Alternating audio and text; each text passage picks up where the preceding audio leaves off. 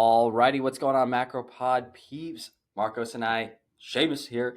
We're back at it with another episode, and this is going to be 3 NBC HWC folks. That's right, 3 board certified health and wellness coaches. But we've got a pioneer of the space today, Laura Timbrook, who, first off, I got to see one of the best speeches there was at the IHS, the Integrative Healthcare Symposium.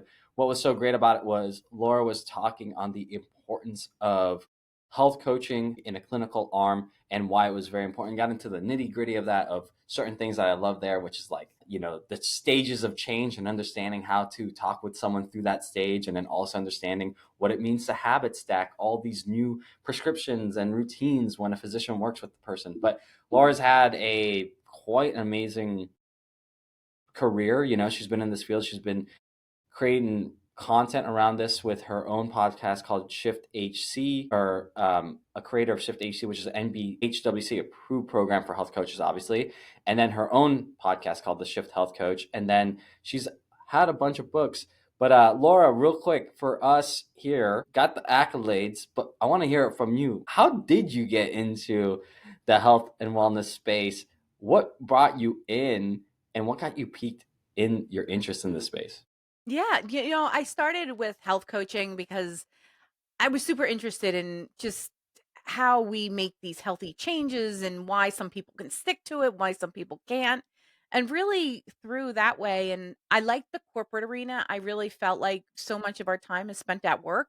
The corporate arena, when it came to wellness, just made sense. And really, I did that for a number of years. And then I started finding myself more and more into manufacturing. Mm-hmm. It really opened my eyes to the huge gap that was for the people that worked in the office versus the people that were on the front line. Anytime we did these wellness events, it was always the people in the office. No one was focused on the men and women on the front lines, the ones that were not sleeping, had, the worst biometric numbers, but yet we were focused on this one area. And really, that's where I really started focusing, where it was like, okay, I love corporate wellness. I think it's great, but there's a whole other side to these corporations with manufacturing and transportation and janitorial. And I mean, the list goes on. And those are the folks that we need to reach. And yet, when I was talking with them, everyone just kind of had the same idea, like healthy didn't work for me. And you know what? Might as well eat the McDonald's and the gas station food, because what else could there do? And it just didn't fit. They couldn't see healthy beyond their lifestyle. Yeah. I mean, we understand this as clinical operators at times that a lot of things get overlooked and it is what it is, right? Quote, right? Like, or they think that they'll just handle it, right? You're not really paying attention to the stress load, like the allostatic load of that entire thing, how many buckets you can fill, and over time, eventually it like runs its toll, but especially for shift workers, right? Shoot, funny enough, to use your word, Seamus, this is serendipitous. I was having a little play date yesterday with my son's friends, and the mom that I was with, she does shift work where it's 4 10s, 10 to 8, so 10 p.m. to 8 a.m. And then her schedule's not bad, like, but her Friday night is Saturday. Yeah, like she bridges into Saturday, goes home and sleeps, and then tries to like get herself out of it so that they have Sunday to do like family stuff. And I know that like from everything that I've read in the past, that's kind of like a no-no in a sense. Like you shouldn't try to like change your rhythm that much, but then it's like, well, I got to spend time with my kids. So yeah, what's a good way? Like what are some strategies that people can utilize to kind of, I mean, deal with it like with shift working and kids? Like, 'cause I feel like that's probably like where a lot of people get themselves into a little bit of trouble. Absolutely. And I think what you were talking about on, you work through the week, you have these 4 10s, then you have the weekend and you're trying to go to people's soccer games or just 10 birthday parties. Like, how does life work? And if you listen to all the mainstream health information, they're like, oh, just stick to your regular schedule. But yet, this kind of goes back to Seamus, what me and you were talking on the podcast. Like, where are we in life? Like, that's not possible. You can't miss these major life events. Like, we have to adapt to it. And one of the things that we talk about is allowing your body that first day off to really rest and recover. You just worked 4 tens. And most of the time, if you're in healthcare, and I'm sure you guys know, those 4 tens probably turn into like 4s, right? Because something happens, someone gets wheeled in, and there you go. Ours is a little different because it's concierge, but so again, Yeah. more of our service coordinators, if they have to do a close for a day, they might be there for like 10 hours, but typically we don't have the same thing. There you go. Yeah. So, they spill over and now you're trying to have normal life. So, one of the ideas is really allowing yourself that first day off. Stay calm. Don't worry about going to the gym or food shopping or doing laundry. Just give yourself a time to rest and relax as much as humanly possible, especially if you have small kids. That's a whole nother game changer. But then really kind of allowing yourself to optimize that sleep when you can get it, whether this means utilizing naps. It's funny in the corporate arena when we were talking about the corporate arena being so different from, the real life or this workforce, is in the corporate arena, we always talk about how naps are bad. Like naps will destroy your sleep at night. They're not the greatest things to utilize. You really should get better sleep at night. Shift work, that's totally off, right? We're napping, like, especially in this situation. So we're looking at naps and utilizing them, whether we're doing 90-minute naps or 20-minute naps or Yeah. caffeine naps, ways to utilize napping more efficiently. And then really taking a look at that sleep. You might only have 5 hours of sleep, but are you really getting to sleep as soon as you can, or are you tossing and turning for an hour? Can we Yeah. capture that hour? Really looking at where we can have and understanding that nutrition plays a huge role in our sleep and pairing that. It's this whole kind of when you start going down this rabbit hole, it just kind of expands into other areas because it really is, it's all encompassing. Yeah. It really is. Go ahead, Marcos. Caffeine nap? Is that what you used to do, Yeah. Seamus? Is that where you like take an espresso and then you go doze off for 20 Yeah. minutes? It's called the Nappuccino. I call it the Nappuccino. Yep. I didn't know that was truly a scientific thing, but leave it to Seamus to have some sort of biohack. I mean, it's all Tim Ferriss related. Like everything I run through in life, I put a filter of like, how would Tim Ferriss approach this? Goodness. I should have known better. You should have. But no, Laura, like I I really feel like that's important. I think we'd love to stay here for a little bit of like the sleep and like the sleep tactics. I think this is great because I mean, I don't know all the workers. I know you worked in this space more than us, so like the shift workers, but like let's just lay it down. The shift workers are who is getting your Amazon on time in one day overnights, right? So that's a convenience thing. But those are the people that are also managing our streets. Those are the police officers. Those are the firefighters, right? Those are the nurses, right? Those are the physicians. These are the people keeping security at your hospitals, keeping security at your schools. These are the people that are keeping the world going without you having to, pick up a finger to keep that going. I just want to emphasize that like the people that work in this shift work, long shifts are the ones that really keep America going.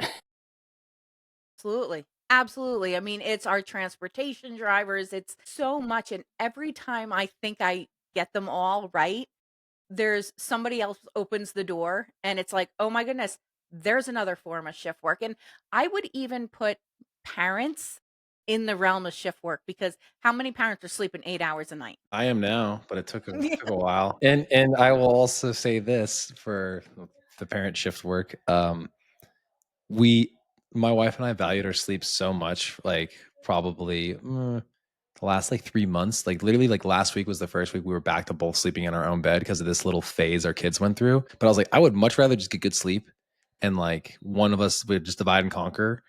And we literally did that, like because our kids were just like wanted one of us to sleep with them for the time being. So you make sacrifices, usually in intimacy, but That's a whole nother topic with shift work too. yeah. Oh yeah, I can only imagine. Yeah. uh, But no, so go on. I just wanted to throw that little aside there that the nighttime shift work. I'm happy to say if I'm not getting my normal like good sleep, it's because I'm probably on my phone a little too much for the nighttime. Yeah, and that's a whole nother other area, right? Is how much are we sacrificing our sleep because we're on devices, we're watching TV when we should really be sleeping. And we see the same thing for shift workers too. And that's where we were talking about, are we optimizing the sleep? Okay, we might be only getting 4 hours of sleep, but are we taking 2 hours where we're scrolling through our phones, we're doom scrolling? I mean, there's been so many times I was like, oh, just 20 more minutes, and it's like an hour and a half later. So, Yeah. it's looking at all of that, but it's really looking at it through a lens of that non-judgmental phase, knowing that, hey, listen, life is difficult. There's all these challenges, and life is difficult for everybody. Shift just adds a different layer of complexity on that.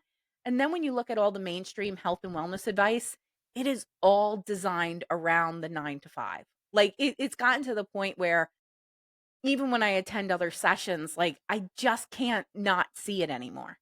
Like, Yeah. it's just so obvious when someone's like, "Oh, go to bed at 10 o'clock," or when I wake up and have breakfast. I think Seamus, during my session, I was telling you about the one guy that came in with the Hmm. folder, and his biggest question is he didn't know when to eat breakfast or dinner if he wakes up at 3 p.m. Like, that Yeah. was his stopping, where he didn't start the diet that the doctor asked him to. It was Yeah, just because he because he doesn't. couldn't. It Yeah, doesn't. It doesn't fit his narrative, or it doesn't fit the shift narrative. Whenever people are dishing out, and we talked about this earlier, but like social media or the books or like even great podcasts. And I brought up a great podcast in our talk or off camera about like, oh yeah, they gave everything about the best sleep protocols. It mentioned the shift worker, but it didn't really like go deep into it. And I felt like this conversation with you was probably like the real world, because it's like, no, this is the real. Like, this is what they're feeling. They don't feel included in these conversations. And they're the other half of our country. And it's like the other half of the 24-hour cycle. And it's like, no one's talking about that. And it's like, we need to talk about this, because it's like these guys and gals are not getting their due diligence. absolutely. And when we start looking at the statistics, we know that about 20 to 25% of our workforce is shift. Now, I've actually spoken to a few other experts in this area, and they would say actually that number is significantly higher when we're dealing with new parents and caregivers, because now this is a lot more than just the workforce and this is the lifestyle end. So when we Mm, start looking at that, and sleep is probably one of the biggest issues so many of us deal with. And I think when it comes to sleep, either you are really good at sleep and you've always kind of prioritized sleep, you're pretty good at it, or you're on the team where it's always been difficult, you're always kind of struggling with it. I usually see one or the other. And it's just when it comes to sleep, we have this weird, I call it like the Claritin effect. Like even when we're getting 4 to 5 hours of sleep and they're like, nope, we're super good. I can really only function on 4 to 5 hours of sleep. When I have someone track their sleep for about 2 weeks, every single person will come back and be like, "I had no idea I could be this much more productive. I didn't have any idea that my anxiety can decrease." And we're not talking about major changes when it comes to sleep. So there was a study done about 50,000, and they ended up finding they had divided them between the group that slept 7+ hours and the one that was sleeping 6 hours. They found more medical and near medical mistakes within 50 minutes of lack of mm. sleep. Like, it's not a whole bunch. We're looking at really small data points here, and yet we're just not talking about how we can either do a little bit better or support it a little bit better, because the reality is not everyone has the ability to get 7 to 9 hours of sleep. Ah, feel like this topic is just always so fascinating to me because I live a very different version of sleep every quarter. But I actually think last night, like I'm like today, I'm like, why am I so foggy? And didn't even go to bed that late. But it was like the difference of winding down and being asleep at like 9ish, or my normal couch nap, my pre bed nap, the dad nap, versus yesterday where it's like go go go go go, and then today is like go go go go go. And now I'm wondering too, like, is this again? Am I creating a new shift, like you just said, like a non-traditional version of shift, because it's like shifting into, all right, cool, I got my like 9 to 5 done, quote unquote, and now I'm into my 5 to 9, and literally like this is occupying my brain, and I'm not getting enough time to actually wind down. Seamus, what strategies have you found super helpful in your day to day? and then we'll let Laura maybe kind of say, like, for her, what she's observed is the best and the thing that works best for her. Because I bet you, I probably think that they're probably two separate things. Yeah. In my day-to-day personally, or like what I've recommended to like shift clients that I've had to work. I mean, you can do both. Okay. First off, on the shift client front, horrible. I'll just be really honest with you. A lot of my online coaching with a lot of shift clients were like around nurses, just because I was coaching a lot of nurses like in the gym space. And this was during like the lockdown where they're like, I knew they were working those 12-hour shifts and like I was prepared for that. But I was never prepared for this moment when a nurse like literally got on the call with me and she's like, Seamus, I can't do these macros. Like I can't do this exercise like thing. I'm like, why? Well, we're wearing these suits that I'm stuck in for 12 hours. I'm like, well, what do you mean? I got a 15-minute break, but it takes 15 minutes and 15 minutes to put the suit back on. Like, what do you want me to do? I'm like, I can't even drink water. Like, I just keep the suit on and I do my shift. And then like, and I'm like, oh, and like, I just, like, I was like, I have no clue. Like, I had no clue in that moment. I was like, I guess, we just do our best to eat food in the time frames you can eat it.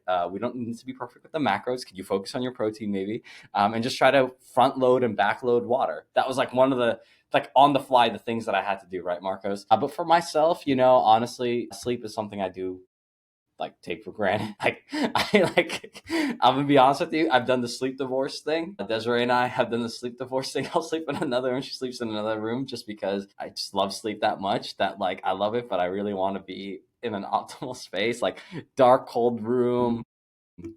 I do the mouthpiece thing just because I find it better than mouth taping. People talk about mouth taping, but I feel like for me, a mouthpiece with the tongue forward is better than the mouth taping. And then I wake up kind of in the morning ready to go around like 5 in the morning, kind of just naturally. But that's what I do. But on the shift work front, Laura, maybe you might have some better stories and strategies, maybe with the nutrition and tactics. Well, I love the fact that you actually brought this up because this is such a real issue when it comes to shift work. So, where she's wearing that suit and there's no time, you get a 15-minute break. We see this so much when it just comes to meal timing because in the corporate world, we get about an hour lunch, right? I mean, you have your lunch break, you go to whatever you're getting your food, you get your food, you come back and eat it. And for the most part, it's pretty easy. When you're in manufacturing, you get a 30-minute break. And depending on what you're manufacturing, you're in full zip cover. They're 9-hole lace boots. And you're dealing with people in their 50s and 60s. Taking off 9-hole lace boots to take off coveralls, to walk to a cafeteria, heat up a meal, and do it all over again, they can't even do it in 30 minutes. Mm, So, like what you said, it might be slamming down a yogurt, protein shake, granola bar, peanut butter and jelly in the locker room just so they don't have to take off those coveralls and those boots. When we look at sleep, right? You actually alluded to something we do a lot. We call it sleep rooms. So, mm, one of the things I didn't know, and I learned this from an old night shifter, is that bedrooms are made for sleep in the night.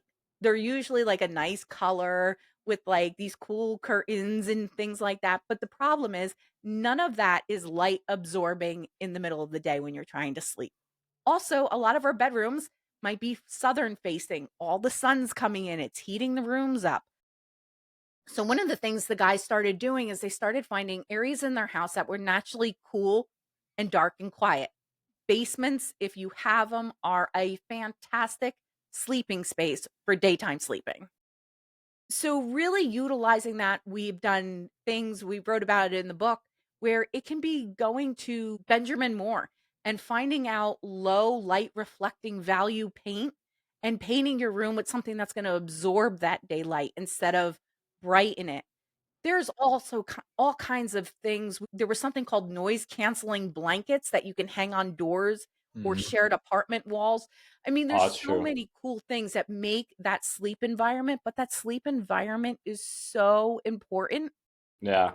And back to where we were talking about just the mainstream sleep advice, everyone talks about going to bed the same time every night. Most people, that's not possible that work in the shift work world, but we can utilize sleep routines, the same thing we do for little kids. And it works amazing in getting our bodies ready for sleep, even when we might not be. Yeah. Yeah. Good point. So again, just to recap, environment matters. Something that's cool with little light exposure. Basements ideally because it's already pretty much blocked out, minus maybe one window that you have to have for like fire safety, right? Soundproofing, right? Soundproof blankets. Again, I hadn't heard that. I know that like technically we probably should have better sound equipment, right, Seamus, for like doing this and recording. Yeah, we should have the what is that? The little things on the walls. Yeah, but then we're gonna get some microplastic exposure, and that's a whole nother topic altogether. I'm just No. kidding. Or we're gonna have some heavy metal toxicity, and then you'll care too much, and you'll get your blueprint scan done. But so temperature, light, sound, right? So basically, like kind of nullifying all your senses in a sense, right? And having your routine to then get into it like you would like you're a kid. So things like kind of activate the actual it's time to go to bed kind of thing, even though it's whatever time of day it will be. Just like you said with the individuals, like, I don't know what to eat at 3 o'clock when I'm waking up. It's noon, but like, okay, like it's the start of your day. You can start if you like starting with eggs, start with eggs. Like, I don't like the fact that that was like the hang up for that guy is kind of like funny to me because I mean, there's plenty of times where I'm like, dude, I just want French toast for dinner. So like, I wish my wife would go for it, but she'll never go for it. Yeah, no, environment is huge, and we see so much improvement just by improving the environment. And noise is probably one of the biggest ones next to light. I think a lot of the night shifters, specifically night shifters, they've kind of managed the light over the years. Like the new night shifters, I mean, a sliver of light and you're over. But the ones that have been doing it for like 15, 20 years, they're usually pretty good at it. But the noise, that it doesn't matter how long you've been sleeping nights. I find like the noise is crazy how much that keeps them up, even to the point where one guy ended up having to get insulation for his outlets because so much noise comes from an outlet on a shared wall. And it's Mm. crazy where you start going, and just the tips you start learning from the people that have really struggled with this for generations. And that's the crazy Yeah. things with shift work. This isn't just a single generation. I mean, especially in manufacturing, you can have 3 or 4 generations working together. Dang. Dang, yo, that's kind of like I'm like thinking about this. I'm like, how crazy is this? It's like, Marcus, how is it? Like, I'm only like kind of only talking about this now. We've been talking about health and wellness for what, years, and we've been talking about the things. You gotta get your macros right, exercise right. And like, Well, this is so glazingly like, oh shit. Like, I'm sorry for the language, but like, this is just like, this is important stuff. Like, no one's. God damn. I think the one that actually is of more relevance to us would be people hopping time zones.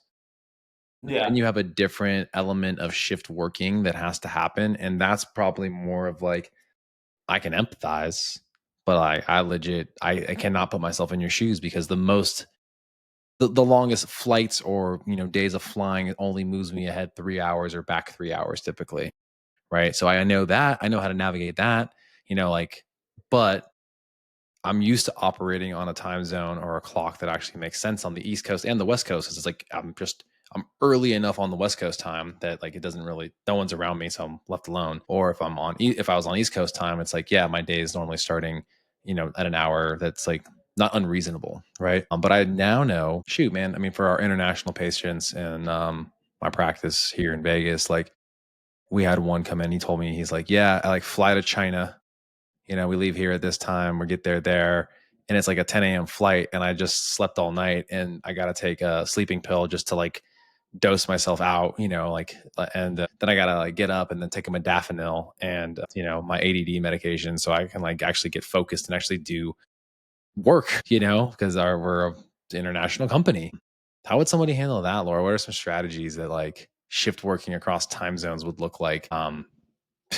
Again, like I think it's a very unique problem, but it's kind of an interesting. People might have it.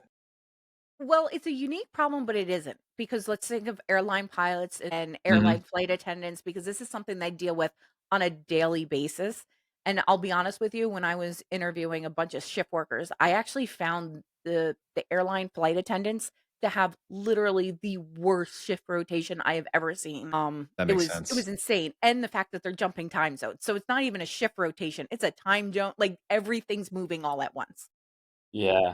one of the biggest things is it comes down to is one, understanding how your body handles. Some people are really good with staying up. Some people are going to sleep. So it's really finding out where you fit in the best and being mindful of one, that caffeine. Where are we putting that caffeine? Because it comes down to, again, understanding that sleep routine. And this is where those sleep routines are going to get really important, because we have seen that even on folks that might have to sleep because, listen, I have from this time to this time, and this is the only time I have to sleep. And you only might be 7, 8 hours after your last sleep. Those sleep routines are important because they can at least get your body ready to say, okay, it's time to sleep, even if that sleep is only an additional 2, 3 hours. You might get 2 sleep cycles in. So it's understanding how it works and finding that sleep routine, whether it's hot tea and a podcast or an audio book. Or I have one woman that she does this stretching, like bedtime wind down routine, and she'll do that and she knows her body's getting ready and she's in sleep in 30 minutes. Yeah, yeah, it's a big one. Good call out there, Marcus. I feel like pilots are the worst because let's just say they start somewhere, like they go to east to west. It's like the sun stays with them, right? Like it stays with them the whole time. So it's like they think they're working throughout the day. They're like, oh, it should be getting darker now. Mm-hmm. No, it's not. They're still in the sun. So it's like there's no moment of like it's nighttime. No, it's not. It's daytime still. Gosh, that's Yeah, and we, to that point too, when it comes to, so early on, I was studying blue light glasses. I thought they were the biggest scam in the world. I was like, I'm going to do this episode on blue light glasses. I'm going to rip them apart. And the more and more research I dug into, I was like, wait a second, this is all saying not what I thought it was going to say. I still don't think they're as great as everybody thinks they are. However, they serve a really important purpose.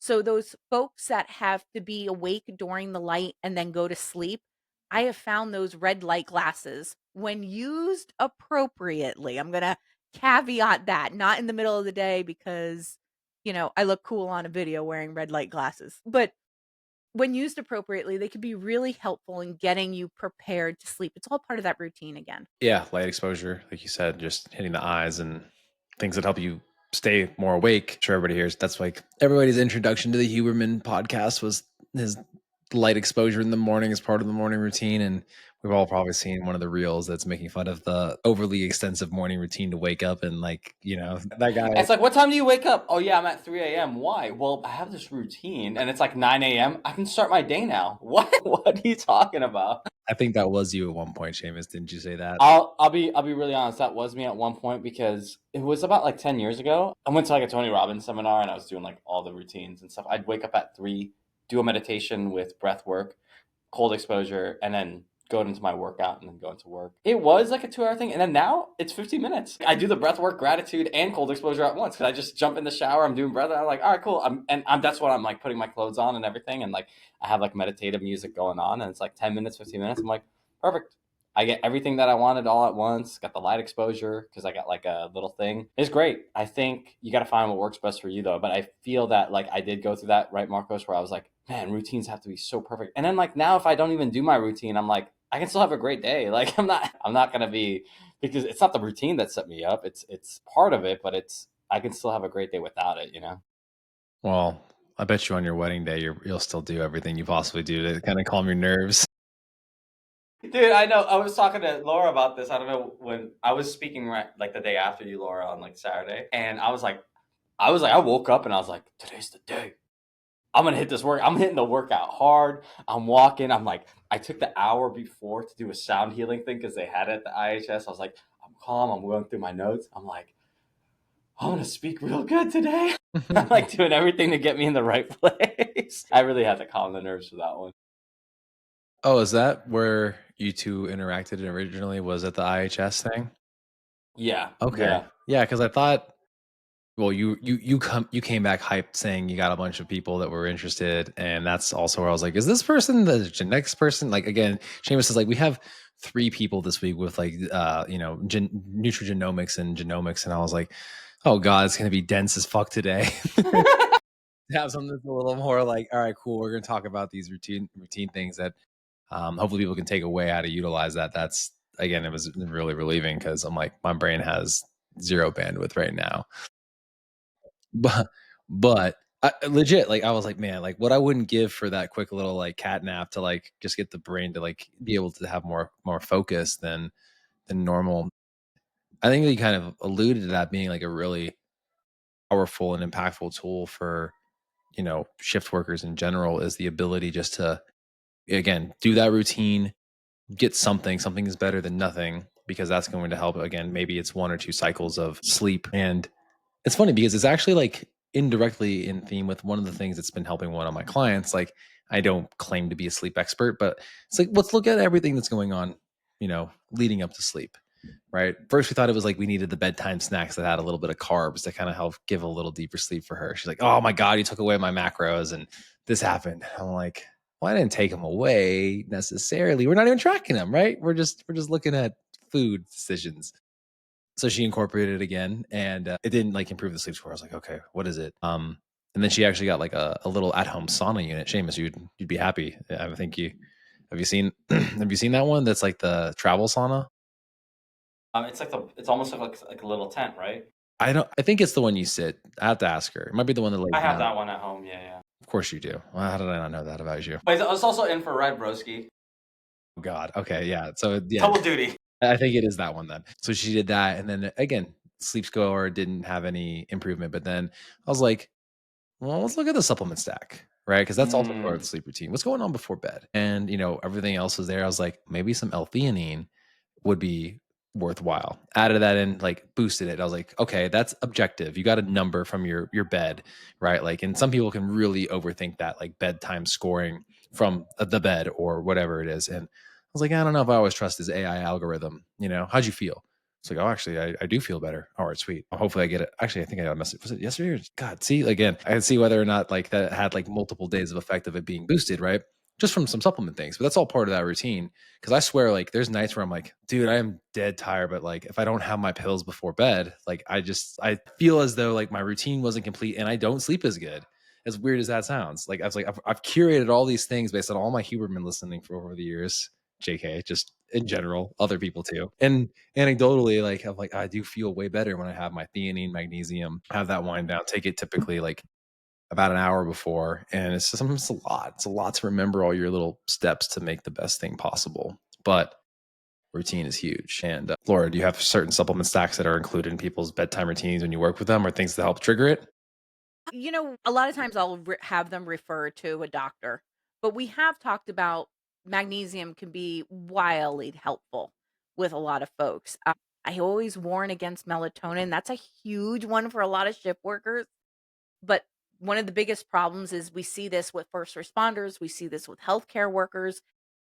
The grogginess is just, it's difficult. And with the level they have to perform at a moment's notice, it can Mm. sometimes almost be a little bit dangerous for both them and the person that they're working with. Think of a firefighter, you're groggy and you're running into a burning building. That's not when you want to be groggy. So we always, caution with that one, but I know that one for a long time was a big one. Lemon balm was another one that's been helpful. Hops was another one that's been helpful. So, and a lot of times it's working with their healthcare provider that can really help them kind of navigate through that. I know some of them, there's a couple big sleep ones. BioOptimizer makes one, Thorne makes one that have the magnesium, the L-theanine, and things like that in it. So, there's, I think supplements are really cool to look into, but yeah, it just depends on the person.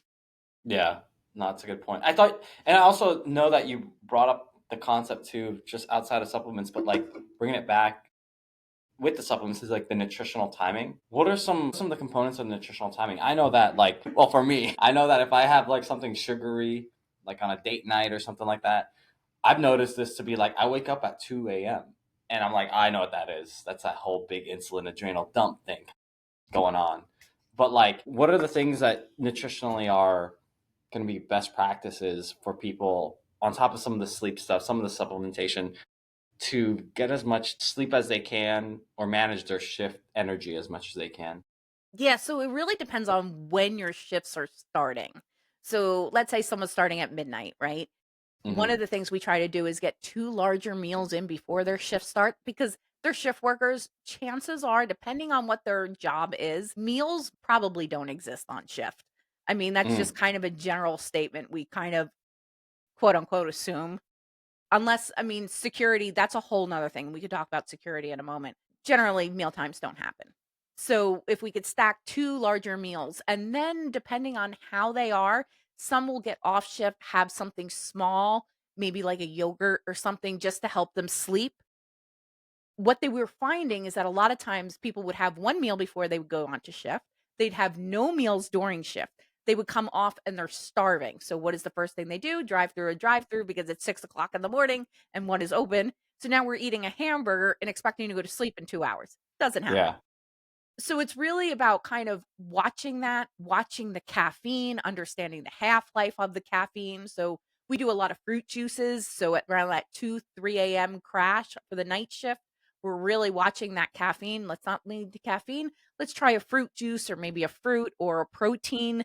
And every person's so unique on what works. It's really kind of cool because Yeah. there's not a one answer for anybody. It's just navigating through them and kind of Seamus, like me and you were talking before about understanding like what is their natural fallback? Like where do you tend to go? And let's Mhm. just lean a little bit better. Yeah. That makes a lot of sense. I mean, look, let's just be real. It's going to be really easy to drive anywhere within like a 3 mile radius or like a few block radius. There's going to be a fast food place that you're going to go to. Berardi's first law, right, Marcos? Whatever's in the environment, you're going to get to at one point in food. So it's like if you drive by the same spot every night and you're like, I'm hungry, whatever's the most convenient is just going to happen. I mean, this had me start getting a thought like, I know that America gets crapped on for, oh, America, really high obesity rates, like fast food, stuff like that. Like, I get it. But when you see our country, like people breaking their backs to make this country run and realizing like we've got to serve these people better. Like it is partly our fault, but it's also like, yo, empathize a little bit. Like, I don't think these companies are out there to kill these people, but also at the same time, I think there could be some education, some re-educating, some reformulating better foods, I don't know, recreating a philosophy, you know what I'm saying, on Bro, how to make it happen. What's going on, Mike? So bro. yeah. I mean, did you not see the most recent news as of today? What was it today? Well, profits are down, revenue is down for all these snack food companies because of our little friend, the GLP-1s of the world, Yeah. and they're looking at ways of making food even more addictive than ever. That's right. There's a lab up here in Northern California trying to figure that out. To So What? penetrate your to penetrate your to pen-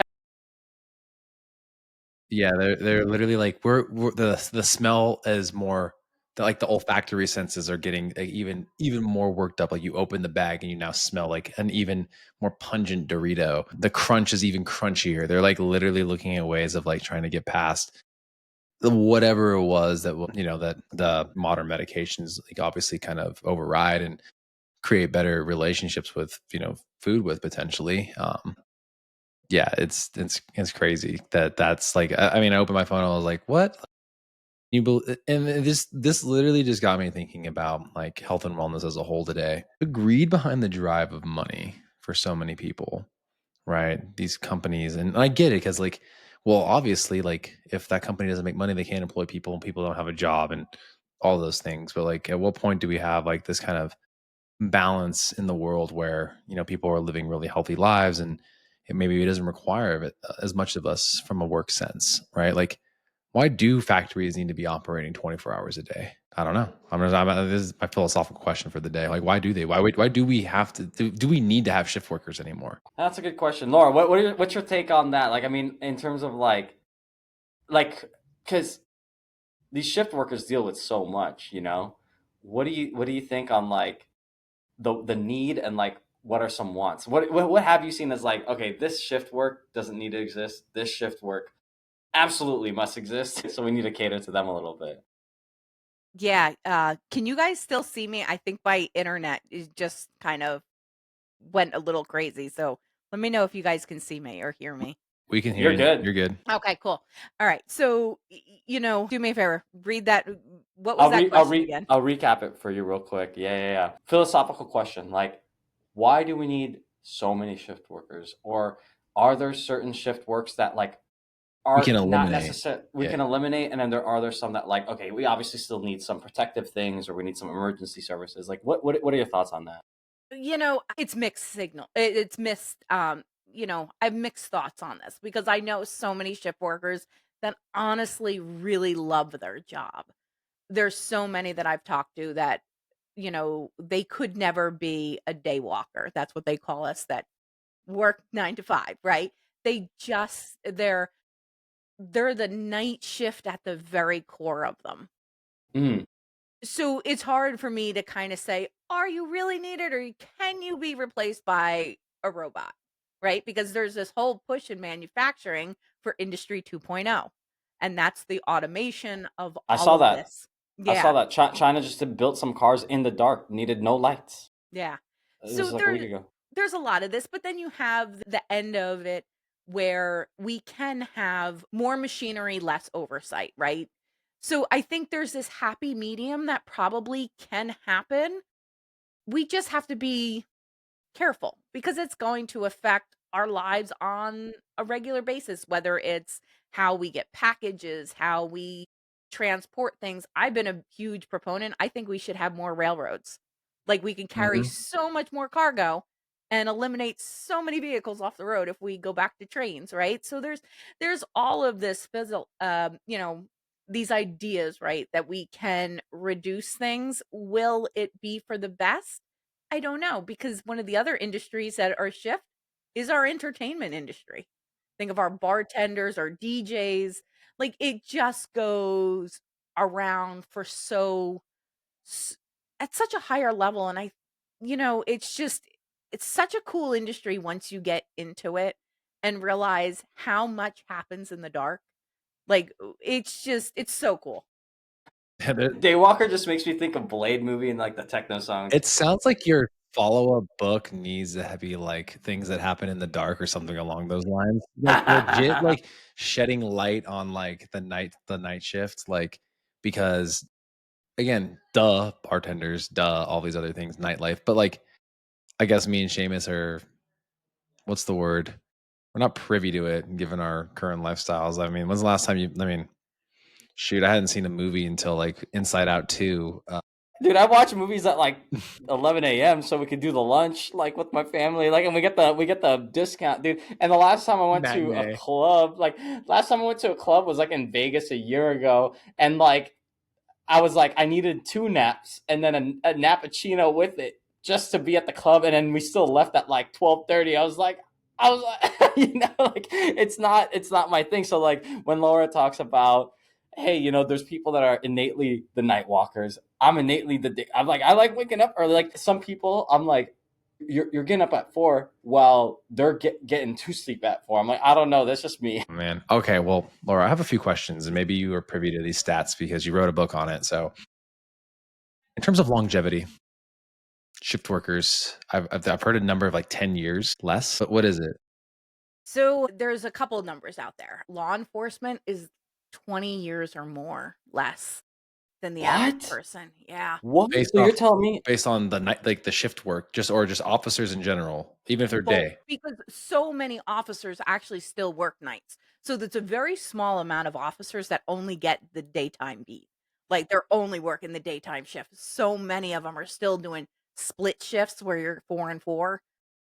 Or even if you are off, you're not really off. It's like until everything goes bad and then you're on. That Yeah. kind of brings us into a whole nother mess about a Is it 36 wait, hold hour. on. Is this 20 years of like, because they have the risk for comorbidities just higher, like cardiovascular disease, diabetes, like cancer, like it's just that much higher? Yeah, that and the risk of the on the job, right? Just being a police officer. So it's all of it together. Okay. So we have that end of it. One of the so there's so little data out there on shift workers, right? And there's so many more studies coming out. Australia is actually leading in studies on shift workers right now, which is Yeah. pretty cool. One of the studies that we do know is that when we look at the rate of diabetes, it's 48% higher on But night shift workers than day shift workers when it come to nursing. Like, it's What? so high. 48. So you're basically, well, how does that work? That's not twice as likely because that'd be 100%, right? Yeah. I mean, you're like 50%, well, 50% I more know, likely, but I essentially. always get this confused. I'm a math guy, so hold on. I'm going to do this on the side. What does it actually mean in terms of like multiplier? All right. Anyway, You give me like an analogy or give me some frameworks. But yeah, no, 20 years, like that's crazy. I have a follow up to this later, but like since we're going to be talking about just like the longevity of it, to be cut that much, and this sucks. Like this, to do good work, to do such good work, and like to do something so honorable, like being a police officer, and just be like, oh yeah, by the way, it's like gonna cut 20 years off your life. Like I don't think anyone signed up to be a police officer because they wanted to get 20 years signed off their life. Like what the heck? Yeah. No, I mean, there's just when we start looking at the actual numbers, it becomes so disheartening. Higher cancer rates, higher fertility issues, like everything across the board becomes so much worse when we're dealing with shift workers, and especially even night shift. And it's sad because we all focus on all these amazing health routines for, lowering our cholesterol and lowering our diabetes, and yet you just see the shift workers, it's just astronomical when it comes to some of these stats. Yeah, no, it's yeah. crazy. Wait. Seamus, hold that. Go ahead, Hold Marcus. that. Okay, so 50% more likely. And what is the typical, do you know the stat on like typical likelihood that an individual will have some sort of, was it type 2 issue? Is that what you said? 50%? Mhm. What is it? Do you know what that number is by chance, offhand? Like what's I the think normal that was person? up about 50 or 60. Let me grab this So if because yeah. 50% of the population, let's just say that's the number, right, is likely to have it in their lifetime. So 1 in 2 people, if you're 50% more likely, you're 1.5 times. So it's like there's a 75% chance that you are going to develop type 2 diabetes as a result if that's the number. Basically, Yeah, was what I was well, trying to you do. you have the potential of it, right? Because then their diet and lifestyle all comes into play. For But sure. again, a lot of times those lifestyles, you don't have the options of having some of the healthier meals or prioritizing the protein. And, at just what point do you throw your hands up and say, you know what, I'm exhausted, I'm tired? Yeah, that's rough. Well, here's the again, the non NBHC HWC version of me wants to say that's a fucking lame excuse. Like there's definitely a way in modern times for you to like get that done, right? But like in the like my other hat on, let me just flip gears here. Good job, It's like Marcos. I understand it's hard, but also like yes, we Let's all do want to this. look for an easy way out, and no one ever said this was going to be easy. Cards aren't maybe stacked in your favor. But again, 6 a.m. drive throughs easy, right? Okay, cool. You probably asked the question. You're going to go to bed in like 2 hours, right? Like, what's the difference between going to like Kroger or Smith's or Walmart and getting the prefab meals that are already there? Like, it's all about a decision and choice, Well, right? let's challenge that for a moment. So Okay. in California, in Pennsylvania, that'll probably happen. Midwest Oklahoma, there's no Midwest 24-hour Oklahoma. supermarkets. That's what, 6 Mm, a.m. though. They're open at 6. Not in Midwest Oklahoma. What? Come Yeah, on. see, that's what some of us, and that's kind of some of the privilege we have, right? And living in a metropolitan, right? Where we have access to some of these places. A lot of times, even with some of these smaller, I was dealing with a hospital system out of Texas and finding out how many of them still have very small grocery stores that don't open till 9 a.m. in the morning mm. and, are only open maybe till 7 o'clock at night. If even that, some of them are your smaller stores. So I think Do it's these really kind of, do these smaller cities have Amazon-based services or Instacart or other modern technology utilization that would allow for them to order it on an app? so Instacart, no. Okay. There's Uber actually Eats? towns around me Hey, that I don't even bet have you I Instacart. bet you your clients are eating Uber Eats in wherever you just said, Midwest Minnesota or Midwest, Oklahoma. Oklahoma. I don't know how many of them are having Uber Eats because that's really when we start looking at a lot of these places, not all of them do exist. Oh, so that's really where we have to start looking. How can we be more inclusive in some of this languaging we have? I think one of the biggest things is really utilizing, right, what we do know and what is simple. We know protein's king when it comes to making sure. So if we can have things like, I had one guy one time, we were talking about nuts and seeds, and he was like, I can't afford almonds. They're too expensive. And I looked at him, I said, what about peanuts? He had no idea peanuts were still healthy. He's like, what do you mean? I can't eat peanuts. They're not. I was like, wait, do you have an allergy? Like, is this like physically can't eat peanuts? And he's like, no, I Yeah. thought peanuts weren't healthy. He's like, thought you had to eat almonds. I was like, no, we can eat peanuts. So I think a lot of this becomes, there's so much in social media that I is, wonder if his mind gets blown when you talk about hazelnuts. yeah, right. No, that doesn't even come. He's like, what? But I think sometimes we lost like the basics because we're always seeing on social media or the big news articles that's talking about this food and that food. And, Yeah. we lose the very basics of, have a handful of peanuts and an apple. Like, we don't have to eat goji berries and, fancy protein shakes that we're spending $6 a protein shake on. Don't say that to me. I go to Air One all the time. I'm like the worst example. I'm like the worst of this. But no, I agree. I think I love what Marcus is challenging here, because this is something our VP was talking about on another podcast called Aegis, and he was saying, like, you're always one decision away from something. I was on a podcast recently too, and I said the same thing, and it's always reframing it to go like, hey, as a health coach and just as someone that's just trying to push you, like, you're always one decision away. Yes, that decision might be a little bit more taxing two ways, mentally, but also financially. Maybe you just have to make a decision that's a little bit different, and maybe it might hit the pocket a little bit different, but that's starting to put you in the right spot. I did want to say too, all these statistics, I wanted to shout out Marcos, because Marcos gave me this idea like a few months ago, and we talked about it today, Laura, on our pod. The idea of like exercise snacks, but like a lot of shift workers, I don't know the stat there though, but like higher blood pressure, right? Oh yeah. Marcos is like, dude, talk about exercise snacks and talk about making, great actionable steps. We're talking about that study where you just squat sit for like a minute or two, and it like lowers blood pressure. And Laura was like head over heels on that too, Marcos, because I was like, I said, Marcos brought that up to me. She's like, I know that study. Yeah. Well, again, yeah, like I think everybody has this idea, like you just said, Laura, about like that's not healthy. It's like, well, again, marketing over the years has just really permeated things. And like you said, social media, like the current state, and insert, jabroni of the month, right? That's like talking like nonsensical things, but they have a platform. And the problem now is that like vetting your social media consumption is like becoming far more difficult, and no one has the right way of doing it. And again, now you have potential charlatans in particular areas, and it's like hard to really know. But again, like what I mean, having a clear definition of health, right? I think this is where like the fitness, wellness, health continuum, or sickness continuum is like always really helpful, because to be healthy, it's like, you're absent of these different disease states. Boom, boom, boom, boom, boom. So if you eat foods that are healthy, like it makes you be, again, normalized blood pressure. You don't have dyslipidemia. You don't have, insert all the potential issues that most people would likely have and go see a physician for, right? And then if you're moving to fitness, it's really just giving you increased protection from those comorbidity factors.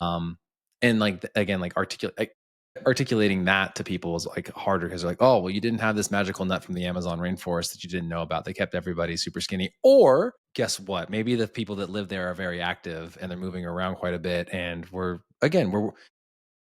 shift working can look so different, right? I used to work in a factory as a kid, so I got to interact with like the morning and the afternoon shifts, right? These people worked 12, so there was AM and PM, right?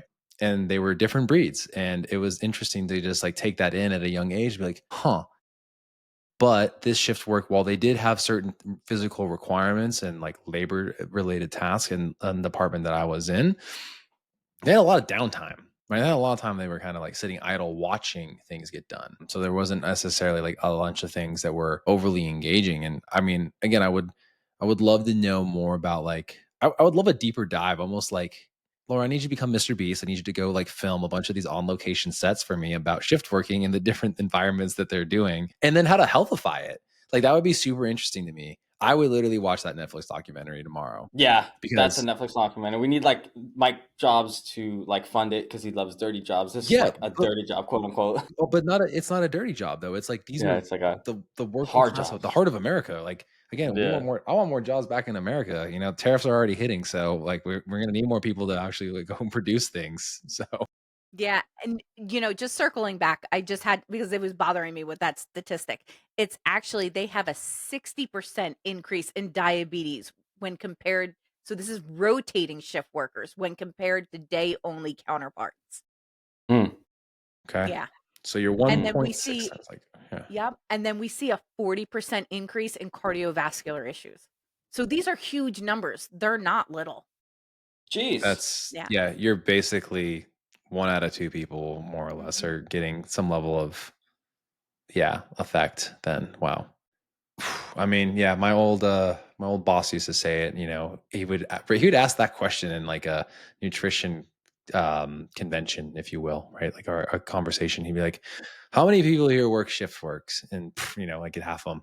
And he's like, I sorry, I hate to break it to you, but you're all dying 10 years younger. And like that would be like almost an opener for him. And it's like, I have your Yeah. attention now, right? This is why you need to make sure you're getting these things done, right? Why Yeah. nutrition will matter. And it's like you have to make these very extreme kind of takes like that. And I mean, I remember I've only ever worked with one real like shift worker that was an officer, and we eventually were like, you know, figured out ways to help him pack his like his Plan B lunch bag. He's like, I always have this with me as my option, and I'll always remember this because he's like, I didn't know why I didn't think about this earlier. And it's like, you know, just to offload that like thought process to be like, oh, I can totally have those things there that are, you know, I can restock it that for the perishable things. And I have a lot of non-perishables in there in a sense that we're still healthy. And giving him that, what's the word? Giving him the ability or the grace, right, that he can include those as part of his plan. And that's where, like, again, for us, you know, Seamus and I starting as more like macro based coaches, we're like, you know, it works, it's fine, it's okay, no one says this is bad, it still fits in the parameters, you're good. Just like your peanut guy, you know, I was like, yeah, I can't afford almonds. It's like, no one told you how to eat almonds, bro. I know. Can I say one thing about that study, Laura? So, if we're talking about just one of the risk factors, I read this study a long time ago, just kind of got this like 2 to 3 years ago. It was from the New England Journal of Medicine. But so, if we're talking about risks, let's say obesity. So let's get out of like exercise, nutrition, supplementation, sleep for a second. But let's just talk about social, because social dynamics is such an important part of like longevity and like just like your life and like being a shift worker. Obviously, your social life is probably like, hey, you want to go out for dinner? You mean breakfast? Like, one of the things that they found though is in your circle, if your friend or family becomes obese, your risk of being obese increases by 57%. Well, where is most of the shift workers being done? It's with other people in that cohort of more at-risk people. So it just perpetuates that risk. But here's another thing. If a friend of a friend 2 degrees away becomes obese, your risk still increases about 25%. So the risk parameters around your people, it's just a perpetual engine of, okay, these communities, these people, my connections, like they put me at risk too. So it's like, dang, like, you have to be really, really careful with like selecting the position you're doing or Yeah. everything that you're doing. Well, and the cool thing with that is, right? And you're kind of justifying where I sit, right? And how it's so important that in corporate wellness we take this into effect with the shift workers, because I can tell you I've seen organizations that the older population has aged out, the newer population came in that were super fit. And do you know what happened with some of the older folks that were still left there when the super fit younger generation came in? They lost weight. They got Good, healthier. good. So there is this huge social aspect. So instead of just putting the shift workers in the dark and saying, "Oh, you're the factory worker, like we're not focusing on you." Yeah, Let's have these conversations, because everything I talk about with folks, and even what you guys are doing here, they're simple solutions. They're not real hard. We just have to think outside the box. Maybe it's I love the idea of the Plan B lunches. Like, have something like we just we need to think a little bit different when things are a bit harder. Like we Mhm. do a whole workshop on gas station nutrition because Yeah. at 6 a.m. in some of these areas that, Wawa, Sheets, Loves, that's all that's open. What are we eating when we're starving instead of getting a burger or a slice of pizza or some hot dog that's been on the hot roller for like the last 8 hours? Yeah. Like, what can we eat? And there's so many other options that we have in there, but we just don't even think of it because we don't think that's like a meal. Yeah, the workshop. Marcos and I like did this too. Like I think we had an episode on like how to eat at the airport. Like Yeah. that's like one that we did, but I was like, that can be done for every shift worker. It's like, how do you order from the vending machine when you're like, Yes. this, or like, what do you order when it's like 2 a.m. but you're a nurse, or like, I feel like every person kind of needs this chaos plan that I know you talk about, or just this like how to in a world that's not quote unquote normal, but it's your normal. Yeah. And I think that's great. I think the gas station, like convenience store diet, like whatever little tips and tricks, like they have gotten better though. Like they do have like, non-fat Greek yogurts and other things. Like, and again, maybe you can get like the patties or stack up more of those. Like it's just more of like it's education, right? There's like what I wouldn't give to bring the same level of education that the Japanese have when it comes to nutrition, in the school from a school level, right? There's a nutritionist on staff. There's an individual, like all the food is fresh that is being made by the cafeteria and the kids actually want to eat it versus the shit that they get fed now. Uh, like all those things about like educating that component would be, I mean, I don't think it won't ever happen. I mean, it's wishful thinking. I wish it could, but the way that their culture views that and it's like a cultural existence, like they legit have a fat tax. If they have a factory worker that's overweight, it's not a good thing. Like they get audited and the government says you have to pay a tax as a corporation. It's insane.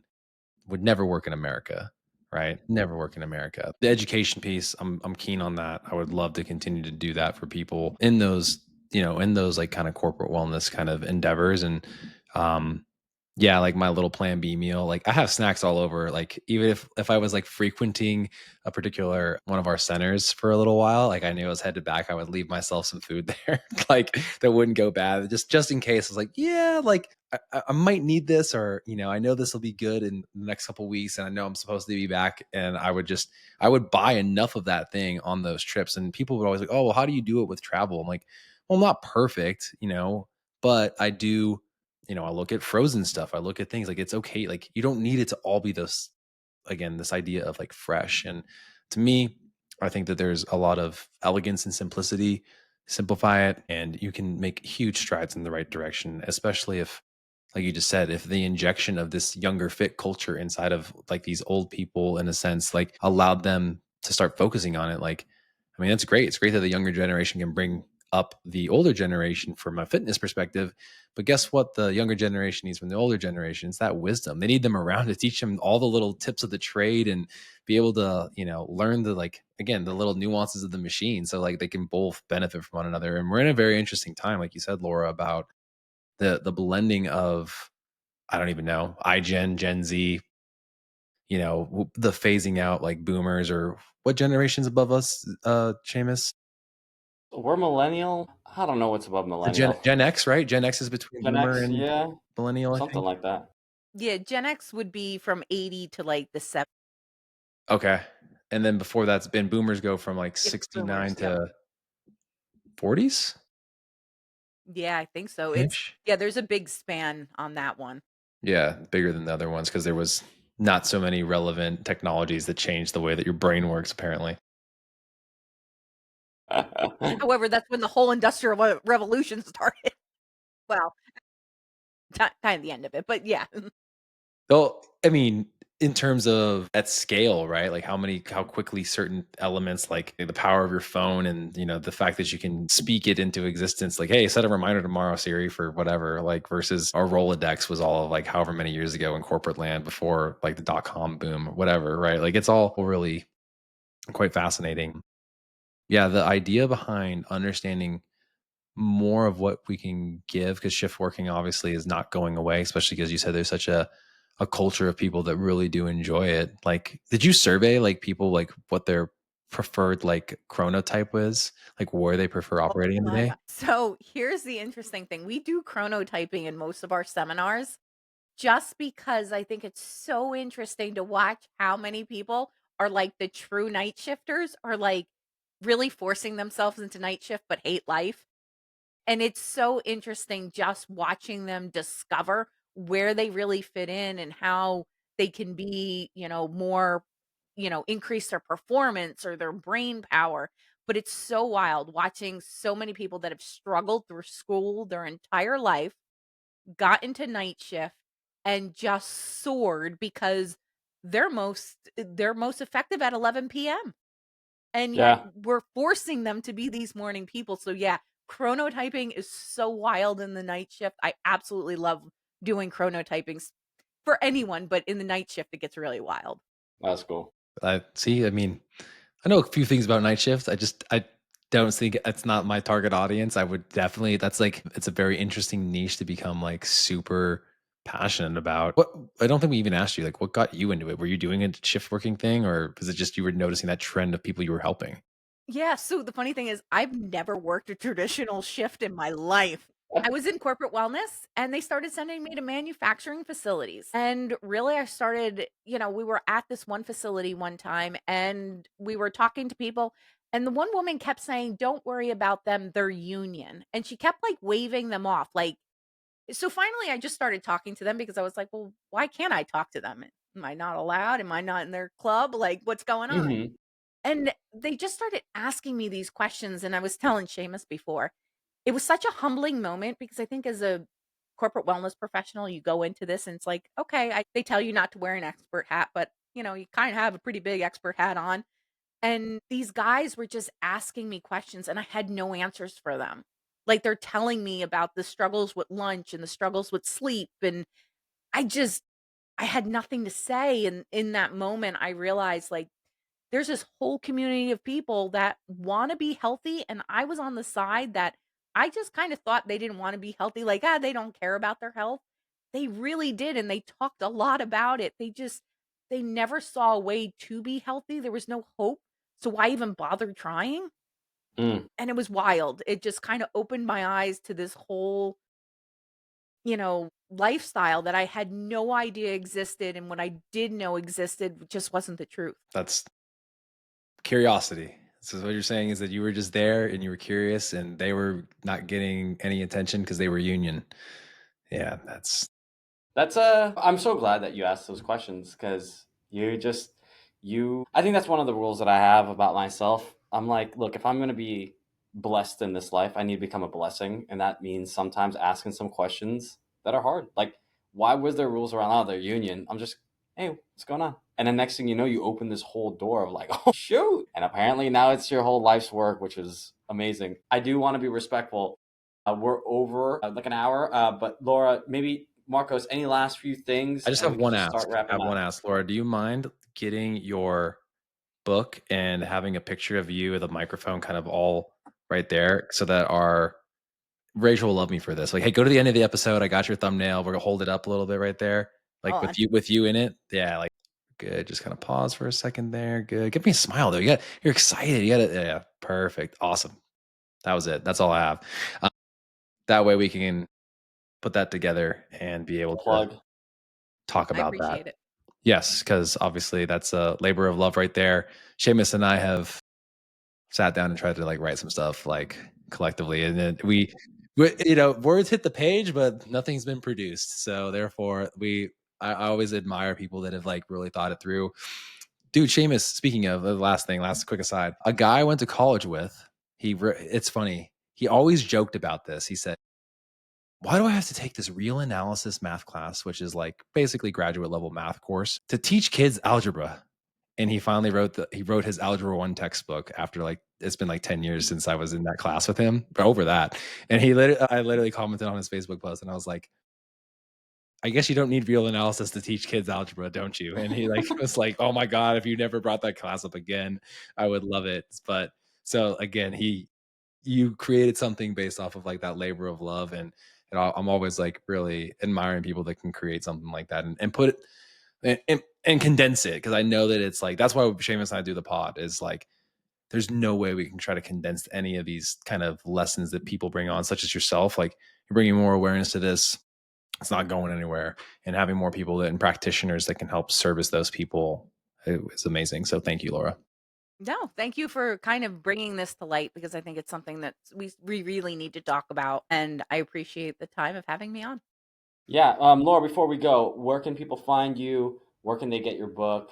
And any websites that you want to throw out? Yeah, lauratimbrook.com. It's got everything there: podcasts, books, information, work with me. Just visit lauratimbrook.com. Perfect. All right, you guys heard it. Thanks so much. Thanks. Bye, guys.